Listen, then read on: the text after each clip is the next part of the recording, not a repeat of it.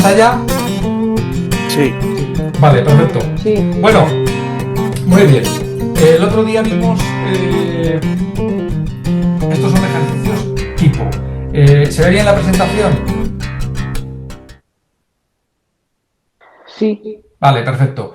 El otro día vimos, cualquiera que quiera intervenir, lo podéis hacer mientras hagamos esta sección de unos ejercicios tipo que aparecen en los problemas o los ejercicios que os hemos mandado.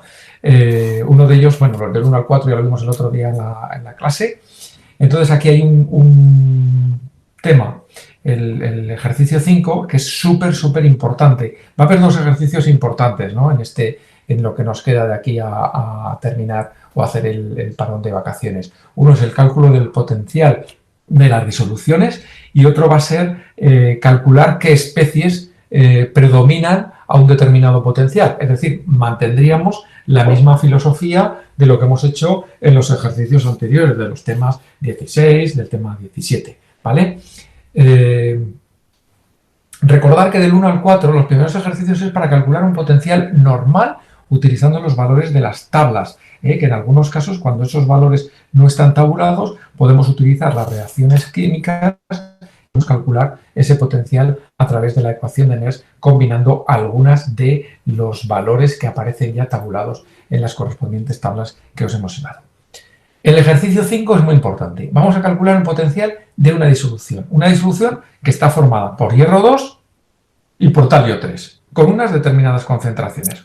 Oiga, lo de siempre, diagrama de reaccionabilidad. En la parte superior colocaremos los dadores, en la parte inferior los aceptores. La parte superior, dadores de electrones, por lo tanto van a ser reductores, porque se van a oxidar. En la parte inferior estarán los aceptores de electrones, que por lo tanto tendrán un estado de oxidación superior y podrán reducirse, por lo tanto serán los oxidantes. Los colocamos en función del potencial normal que aparece tabulado. Adelanto.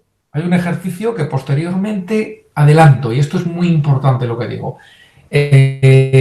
Cuando tengamos pHs, en el caso del manganeso, permanganato, etc., el potencial que tenemos que colocar ahí es un potencial condicional. El potencial condicional que lo tendremos que calcular a partir de la ecuación de Nernst.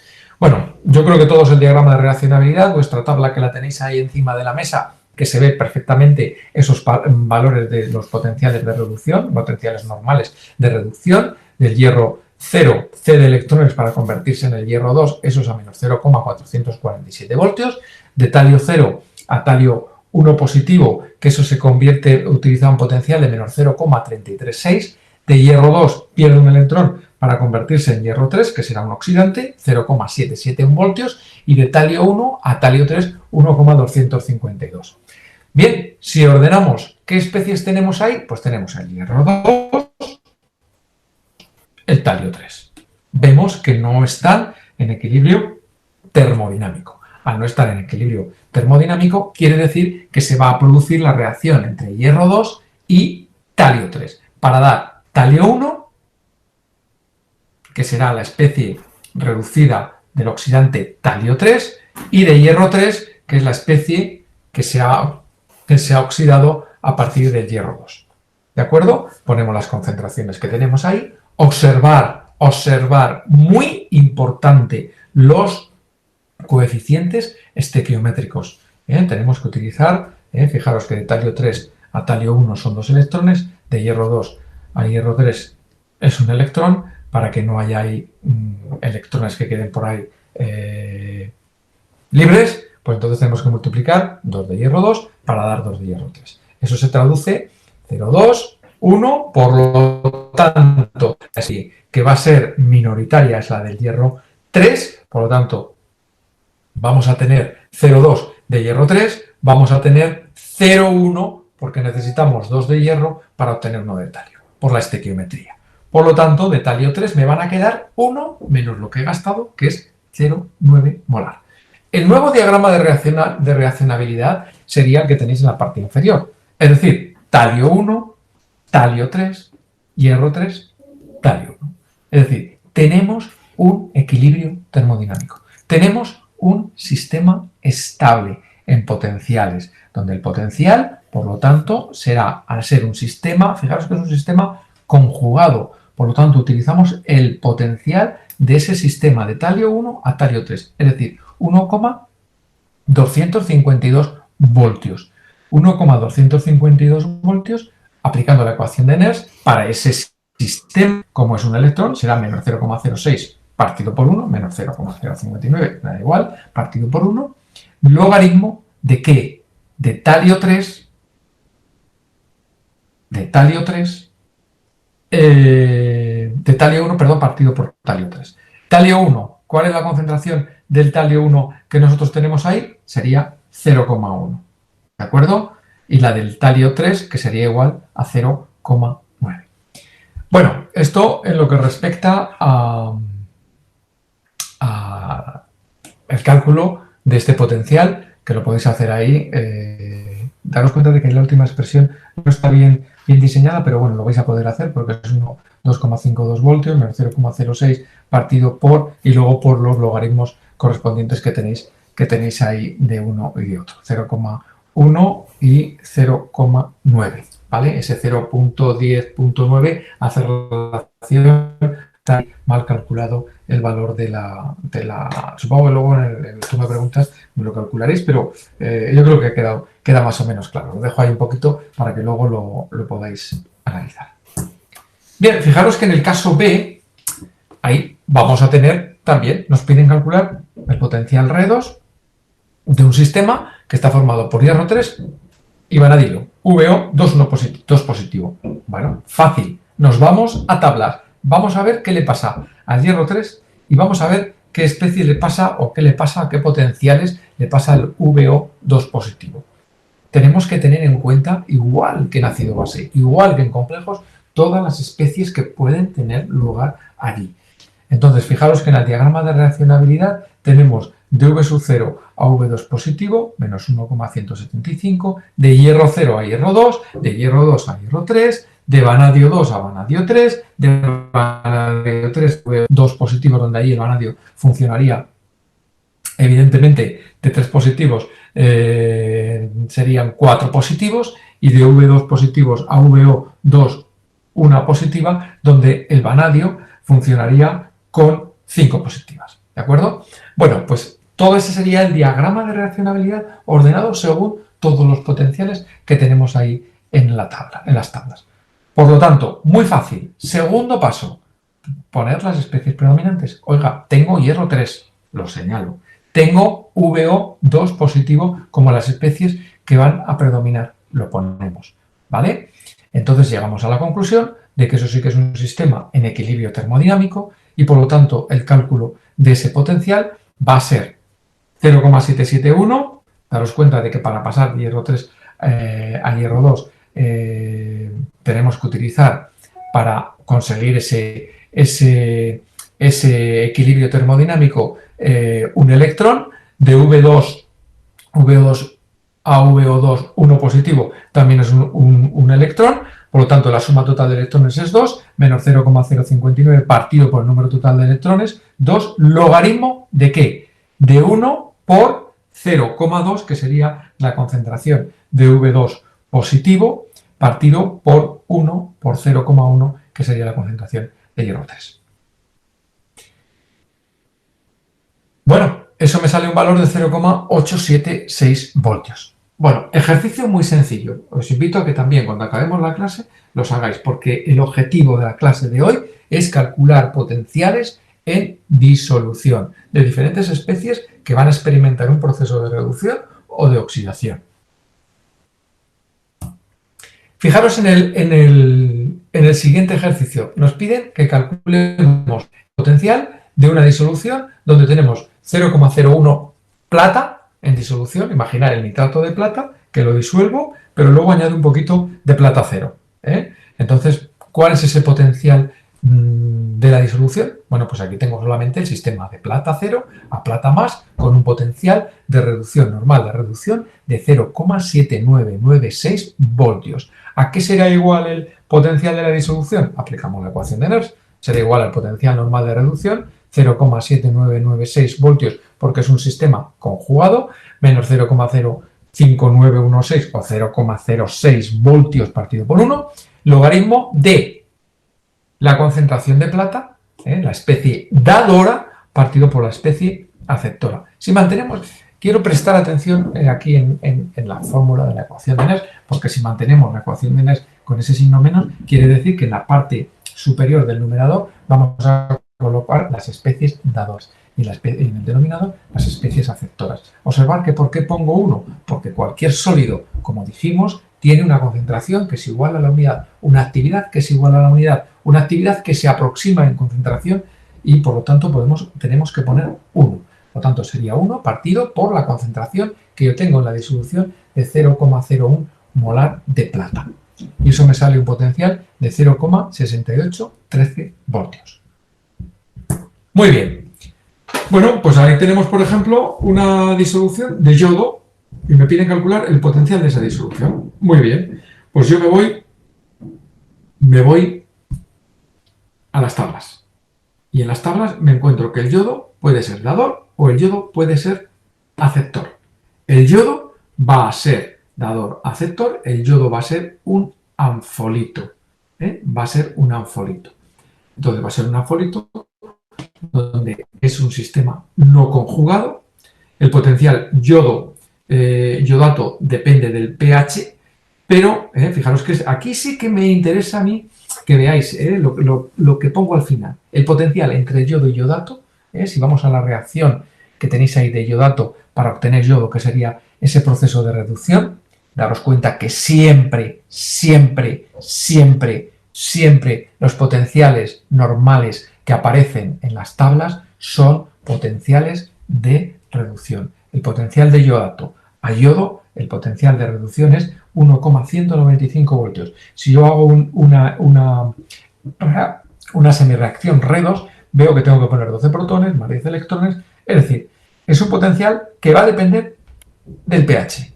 Pero hemos supuesto que la concentración de H+ es igual a 1 para que ese valor del pH, pues, perdón, no nos influya en lo que sería ese potencial condicional.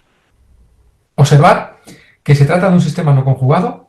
Se trata de un sistema no conjugado donde para que se equilibren los números de electrones, tenemos que multiplicar la primera por 5 por 2, 10 electrones, y la de abajo por -1 para que luego sumemos las dos reacciones que tenéis ahí. Entonces, el problema lo podemos resolver de la siguiente manera, de una forma tradicional. La forma tradicional nos llevaría fundamentalmente, os invito a que después de la clase esta transparencia la podáis visualizar y la podáis hacer más tranquilamente con vuestros cálculos. Fijaros que para el primer caso el potencial es 0,535 menos el 0,06, digo 0,06, pero bueno, que podéis poner 0,05916 partido por 2. ¿Logaritmo de qué? Logaritmo de lo que tenemos en los productos, yoduro al cuadrado partido yodo. Si lo multiplicamos todo esto por 2, nos quedaría una expresión de este tipo. El potencial considerado, el par yodo a yodato, es el que tenéis ahí, que es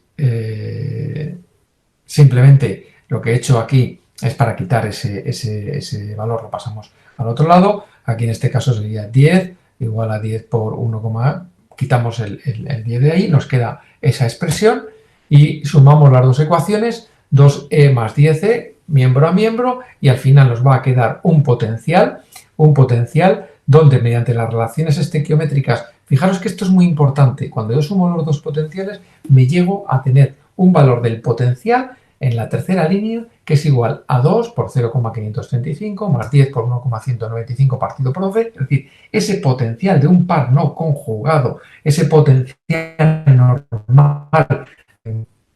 normal de reducción de ese sistema, NS1 por el potencial más NS2 por el potencial partido por NS1 menos NS2 más NS2 menos 0,06 partido por NS1 más NS2.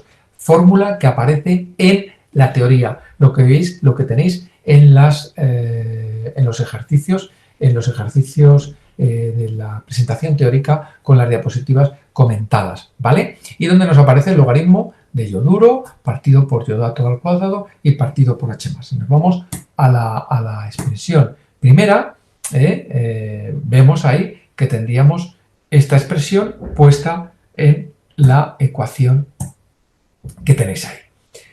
Observar que existe una relación estequiométrica entre yoduro y yodato que es 10:2, por la estequiometría yoduro-yodato 10:2, tal como lo tenemos en las tablas, ¿vale? ¿Eso a qué nos lleva? Pues nos lleva fundamentalmente a que con esa estequiometría de yoduro a yodato 10:2 se deduce que el potencial es 2, la misma expresión de antes, menos 0, partido por 12, igual que antes, y yoduro-yodato, pues esa relación es 10 partido por 2 al cuadrado y abajo H+ al cuadrado. Hemos dicho que la concentración de H+ es igual a 1, recordad, H+ es igual a 1 molar, por lo tanto llegamos a la conclusión de que el potencial total de esa disolución yodo-yodato es 1,078 voltios. Es decir, cuando nosotros tenemos 0,02 molar en yodo, esa expresión es igual a 1,078 voltios. Bien, esto lo hemos hecho de esta manera, pero también podemos resolverlo con una fórmula que hemos visto en teoría. Importante, ojo con el exponente en la relación estequiométrica, que sería igual a menos 0, logaritmo, la relación 10 partido por 2 al cuadrado, yodo-yodato. Esa es la relación yodo-yodo, que en este caso concreto es la misma, igual a 1,078 voltios. Bien, hasta aquí el ejercicio 5, un ejercicio sencillo, un ejercicio donde nos ha tocado especies que pueden actuar como oxidantes reductoras, especies donde solamente tengo una especie en disolución, pero con los potenciales de reducción tenemos que calcular también ese potencial a través de la consideración de que la concentración de una especie sólida va a ser igual a 1 su concentración. Y lo hemos hecho también en el caso en donde no se produce un equilibrio total termodinámico.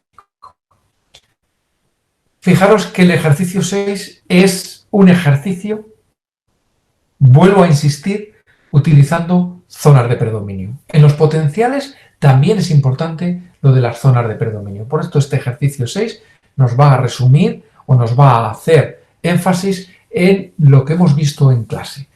Para una disolución 0,1 molar de sulfato ferroso y con un potencial de esa disolución de 0,95 voltios, nos pide calcular unas especies que hay en ese equilibrio termodinámico. Es decir, nosotros en el equilibrio termodinámico podemos calcular especies mayoritarias o especies minoritarias. Vamos a considerar, en primer lugar, el cálculo del diagrama de reaccionabilidad. Con ese diagrama de reaccionabilidad calculamos el diagrama de predominio. Diagrama de predominio que nos lleva a que a la izquierda de menos 0,447 voltios tenemos hierro 0. A la derecha, hierro 2. A la izquierda del 0,771 tenemos hierro 2. Y a la derecha de 0,771 tenemos hierro 3. ¿De acuerdo? Entonces, vamos a suponer que predomina hierro 3. Si predomina hierro 3, quiere decir que la concentración total de sulfato ferroso, porque el sulfato ferroso es 0,1 molar, y en esa concentración se incluye tanto el hierro 2 como el hierro 3 como el hierro 0. ¿De acuerdo? Entonces, si utilizamos la ecuación de Nernst, nos permite relacionar los datos conocidos con el potencial hierro 3 con el dato que queremos conocer, que es el de hierro 2, nos lleva a que 0,95 voltios será igual al del potencial hierro 3, hierro 2, que es 0,771 voltios, menos 0,059 partido por 1, logaritmo de hierro 2 partido por hierro 3. Tengo hierro 3, calculo hierro 2. Vamos a ver qué sucede con eso. Me sale un valor de la concentración de hierro 2 igual a 9, de hierro 3 igual a 0,61. Es decir, que la cantidad de hierro 2 es 9,4 por 10 elevado a menos 5. Bueno, ¿Eso qué nos está indicando? Pues para esa disolución, calcular la concentración de hierro 2 y de hierro 3 nos ha llevado a, en primer lugar, que la concentración de hierro 3, que yo he supuesto que era 0,1 normal, he calculado la concentración de hierro 2 y me sale un valor de 9,4 por 10 elevado a menor 5 molar. Es una cantidad muy pequeña, por lo tanto la concentración de hierro 3 será exactamente 0,1 menos ese valor del hierro 2, una cantidad muy pequeña. Bien.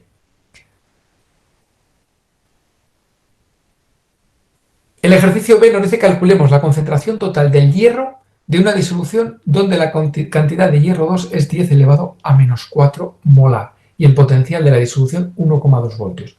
1,2 voltios,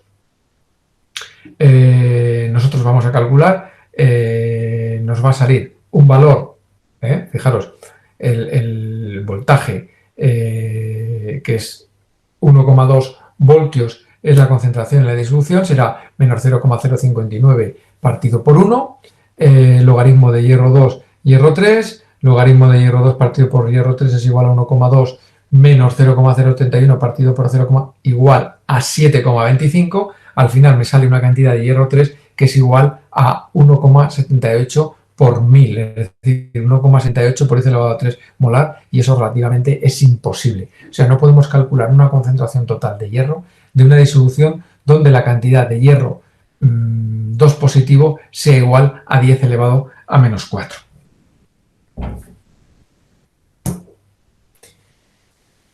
Bien, en el ejercicio 7. El ejercicio 7 es un ejercicio con estos 3 ejercicios. Voy a ir terminando la clase, haré luego ya un repaso y orientaré un poquito en el ejercicio número 8 para que lo hagáis perfectamente en clase. Dice, ¿para qué pH el yodo y el dicromato tienen la misma capacidad oxidante? Bueno, pues para que tengan la misma capacidad oxidante tenemos que poner que el potencial en voltios del yodo, yoduro y dicromato a cromo 3 sea exactamente igual. Entonces lo que tengo que hacer es igualar esos potenciales y al final el valor del pH me sale igual a 6,0, que sería el potencial que tiene lugar. Bueno, resumiendo y haciendo un pequeño hincapié en todos los ejercicios que hemos visto hoy de equilibrio redos, primero, diagramas de reaccionabilidad, estequiometría, importante en esa estequiometría, para ver si el equilibrio está termodinámicamente estable y podemos entonces calcular el potencial de esa disolución utilizando la ecuación de Nernst. Importante, el tema de calcular un potencial de reducción cuando tenga un sistema no conjugado, multiplicar el número de electrones por ese potencial más el número de electrones por el otro potencial de la semireacción partido por el potencial total de especie que intervienen, el número de electrones que intervienen, y aplicando la ecuación de Nernst para cálculo de ese potencial final. Que podamos tener el equilibrio de iones plata y de un sólido, es mucho más fácil calcular el potencial. Que podamos tener una especie como el yodo que puede actuar como anfolito, es decir, que puede actuar como oxidante y como reductor, que ello lo podemos hacer de una forma tradicional o podemos utilizar aplicando la fórmula que hemos visto en teoría. Y el ejercicio 6, que nos habla fundamentalmente para calcular especies que se encuentran en el equilibrio redos, especies para la cual tendremos que utilizar las aproximaciones utilizando zonas de predominio. Y por último, el ejercicio 7, donde nos pueden pedir el QPH para que un potencial sea igual a otro. Pues entonces tenemos que calcular el potencial de reducción del semisistema, que será igual al potencial redos del otro semisistema. Fijaros que tenemos ahí el ejercicio 8, que lo voy a dejar aunque lo tenga ahí ya resuelto. Es importante, y con esta transparencia termino, porque he hablado en clase en teoría del potencial condicional. Y el potencial condicional lo vais a utilizar ya en este ejercicio, como lo utilizaréis también en algunos de los controles que vayamos a hacer. Es muy sencillo, y fijaros que hay el diagrama de reaccionabilidad para un ejercicio donde nos dice una disolución, calcular una disolución que se encuentra a un pH igual a 3, dice que es 0,025 en permanganato potásico y luego también es sulfato ferroso 0,05 molar. Nos piden calcular la concentración de hierro 2 que queda en la disolución y nos dice que no consideremos la formación de la manganesa, del MnO2, ¿vale? Bueno, diagrama de reaccionabilidad, tablas, hierro 2, hierro 3, hierro 0, hierro 2, manganeso 0 a manganeso 2, de manganeso 2 a permanganato.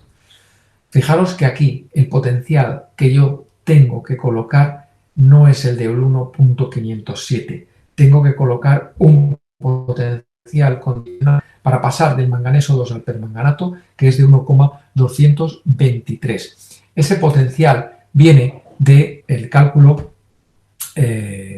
utilizando el pH, ¿vale? De 1,507 menos 8 electrones por 8, perdón, que es la concentración de protones, por 0,06 partido por el número de electrones y por el pH. Potencial condicional, que es el potencial de reducción menos el valor del número de protones que tienen lugar en esa semireacción por 0,06 partido por el número de electrones del paso de permanganato a manganeso 2, ¿vale?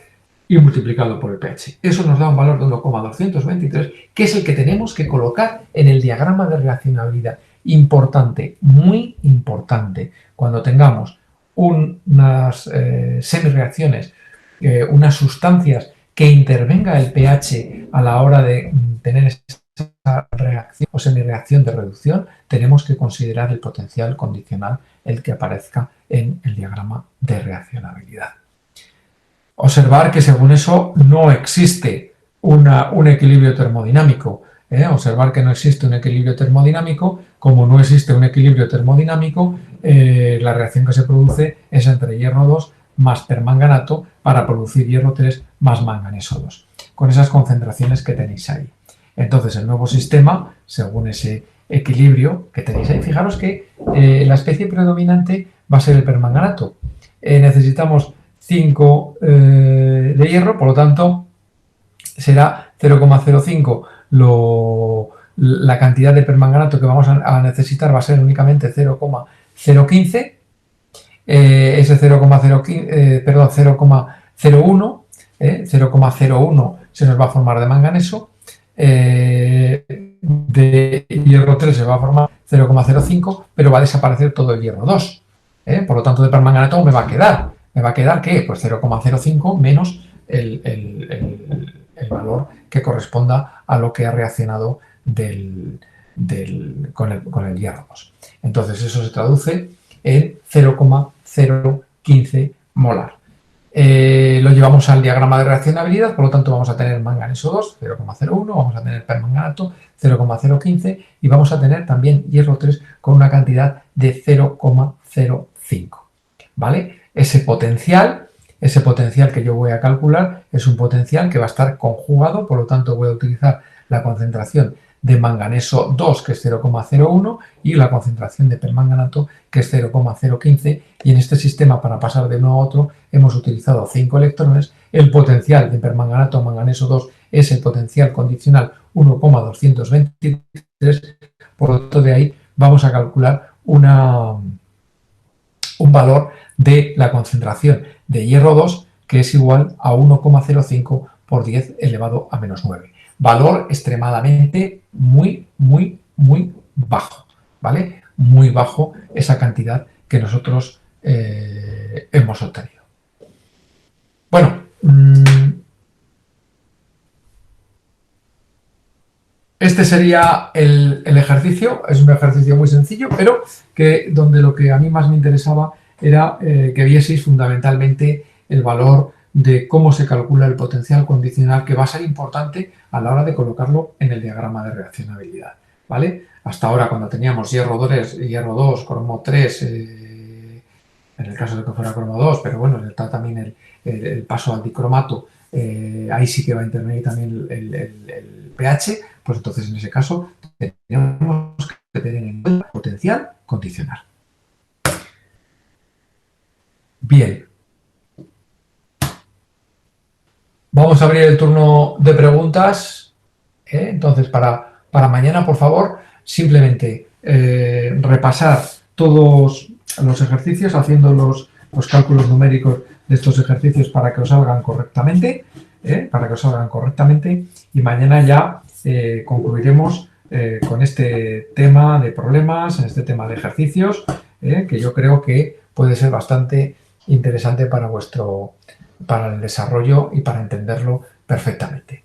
Creo que es más interesante que lo veáis en aspectos prácticos, en ejercicios, que es lo que os vamos a preguntar, y que donde fundamentalmente, vuelvo a insistir, hay que utilizar dos herramientas básicamente en todo lo que hemos visto hasta ahora, tanto en PHs como en complejos, como en precipitación. Os adelanto, el tema de precipitación lo quiero subir en vídeo el jueves, con todos los ejercicios bien explicados para que los tengáis ahí, pero como enredos son diagramas de reaccionabilidad, zonas de predominio y luego con algunas pequeñas observaciones en cuanto a potencial condicional, que se entiende por el potencial condicional, o algunas otras cuestiones que iremos viendo a lo largo de los ejercicios.